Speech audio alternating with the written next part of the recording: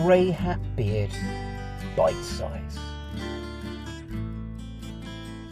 Hello and welcome to this GreyHatBeard Bitesize session on an introduction to Microsoft Search. I decided to ask 40 people, what is SharePoint Search? They were mostly people outside the SharePoint community who I would expect to know the definitive answer, so I decided to ask people who might not. I should have asked Microsoft Search, but it's pretty sure no one would have known what that was. Anyway, here's the most common phrases that came back. You can see that content was one of the top ones, and management, so looking after your content on there. People, queries, and obviously search and SharePoint popped up as people asked the question. The answers themselves range from the obvious, I guess it's the ability to search for content within SharePoint sites, but that sounds too obvious.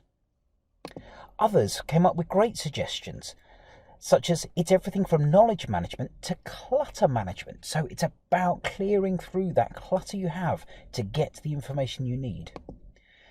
Some people hadn't heard from me for a while and questioned my sanity, while others who didn't work in SharePoint were a little bit too clever for their own good and said a service inside SharePoint that allows users to quickly find documents, content or people with a combination of search queries and filter. I suspect Google or Bing may have had a help in that one. It showed this little understanding of what SharePoint should be. What about Microsoft Search, though? Back in Ignite 2019, Microsoft Search shared this slide. It's all about the same search experience across Microsoft 365. The vision is to be able to use the same index, the same service, the same AI services for all Microsoft 365 services. In PowerPoint and looking for content? See the same from Word or SharePoint. Looking to get your emails from Bing? That too. Want to find the last team messages from within Windows? Well, that's the plan. So what about Microsoft Search versus SharePoint Search? Is it just SharePoint Search extended?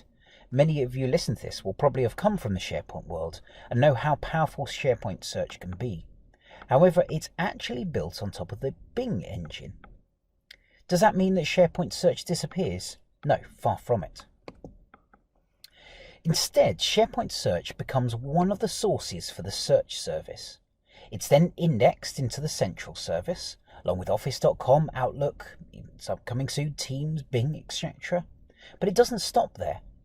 As announced back at Ignite, you can now bring in your graph connectors, and this is now GA'd.